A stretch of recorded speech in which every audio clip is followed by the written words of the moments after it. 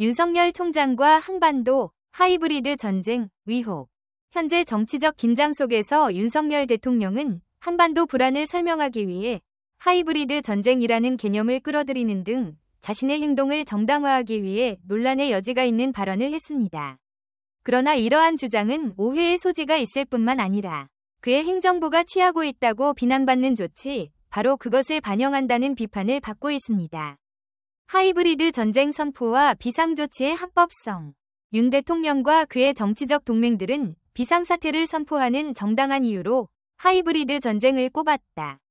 그들의 주장에 따르면 한국은 여론 조작, 간첩 활동, 사이버 침투 등 비군사적 수단을 이용한 보이지 않는 공격에 직면해 있다. 이러한 사례로는 THAAD 미사일 방어 체계에 대한 정보 유출, 한국의 군시설 근처에서 중국 학생 활동, 기밀 정보에 대한 통제 상실 등이 있습니다.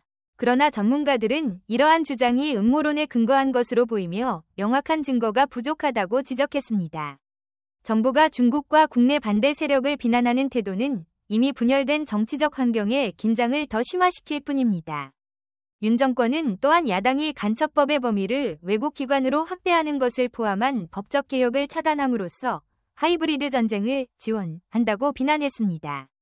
북한. 그러나 진실은 한국의 주요 야당인 더불어민주당이 지난 11월 간첩법 개정 논의에 참여했고 심지어 개정안을 지지했다는 것입니다. 이는 윤 총장의 비난이 실제 사실을 온전히 반영하지 못하고 있다는 것을 보여준다. 윤 정권은 또한 우크라이나와 같은 전쟁 지역으로의 무기 수출을 제한하려는 노력이 하이브리드 전쟁의 일부라고 주장해왔습니다. 이는 논란의 여지가 있는 주장이기도 한데 많은 사람이 이러한 조치는 안정을 유지하고 세계적 갈등이 격화되는 것을 피하기 위한 것이라고 지적하기 때문입니다. 윤 총장과 그의 정권이 하고 있는 일이 그가 비난하는 바로 그 하이브리드 전쟁의 많은 특징을 지니고 있다는 점은 주목할 만하다. 국회를 이용해 권력을 공고히 하거나 야당의 신뢰를 떨어뜨리기 위한 선전활동을 벌이거나 북한을 비난하며 소요를 조장하려는 계획 등은 모두 하이브리드 전이 전형적인 사례로 여겨진다. 일부 보고서에서는 정부가 친정부 세력을 사용하여 법 집행기관을 방해하고 사법 절차를 방해하고 불법 행위를 조장한다는 내용도 언급했습니다. 이는 민주주의를 훼손할 뿐만 아니라 한국을 장기간 불안정 상태로 빠뜨릴 것입니다. 윤 총장이 취임한 이후 내부 불안과 폭력 행위가 증가했습니다. 그의 지지자들은 공공건물을 점거하고 폭력을 조장하며 국내 테러 행위를 저지르는 행위에 가담한 혐의를 받고 있습니다. 이런 행위는 헌법적 구조를 훼손할 뿐만 아니라 한국 정치체제에 대한 신뢰도 떨어뜨립니다. 일부 전문가들은 윤 대통령이 하이브리드전을 정치적 도구로 내세운 것은 자신의 행동을 정당화하기 위한 것일 뿐 아니라 논란이 되는 법적 변화를 정당화하려는 의도도 있다고 말한다.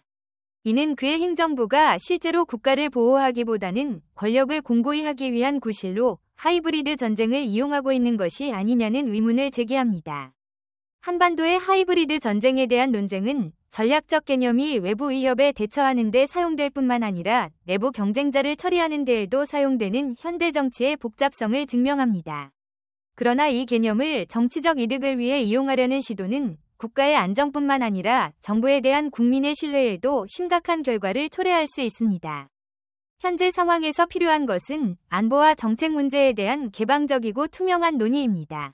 오직 그때에야 한국은 내부적 어려움을 극복하고 평화롭고 지속 가능한 미래를 건설할 수 있을 것이다.